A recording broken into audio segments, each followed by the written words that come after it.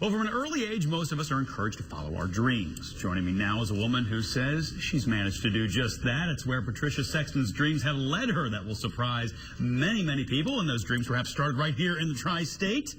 And you got to make it down here on a nice snowy morning. First of all, how was your commute in? Okay? It was great. I started in New Zealand, so it was a long commute. It was quite a haul to get here.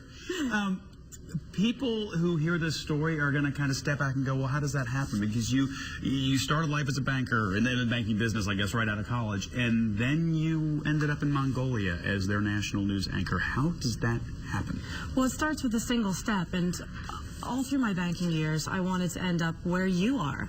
I wanted to work in journalism. Every time I turned on the TV and I saw Christian Amanpour reporting live from Baghdad, I thought, that's where I want to be. Yeah. And one day, I had a spectacular fight with a hedge fund client.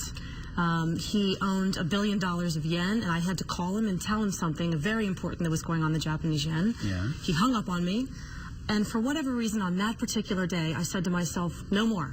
That was it. I'm done with Wall Street. I quit my job. I got an internship in Mongolia. A few months later, I was on a plane.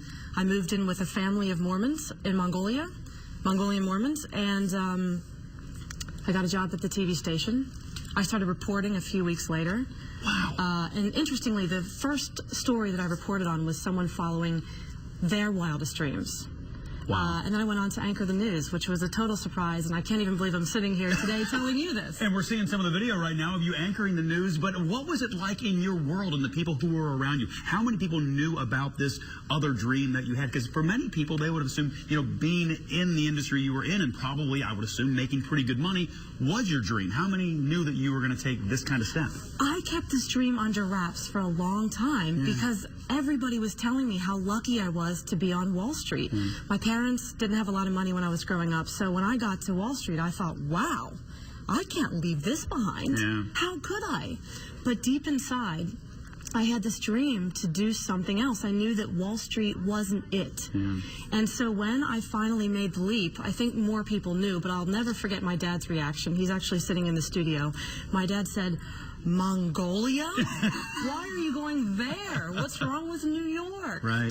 So I write about it in the book, In Live from Mongolia, and it was a really hard moment because I wanted my dad's approval, and I eventually got it because he's an adventurous guy himself. And he's seen how much success you are having. Best way for people to get their hands on the book as we wrap things up? Amazon. Amazon.com, the way to go. Patricia, thank you so much for joining us, and I hope the adventure continues for a long time to come. Thank you so much. Appreciate you coming in. We'll be right back.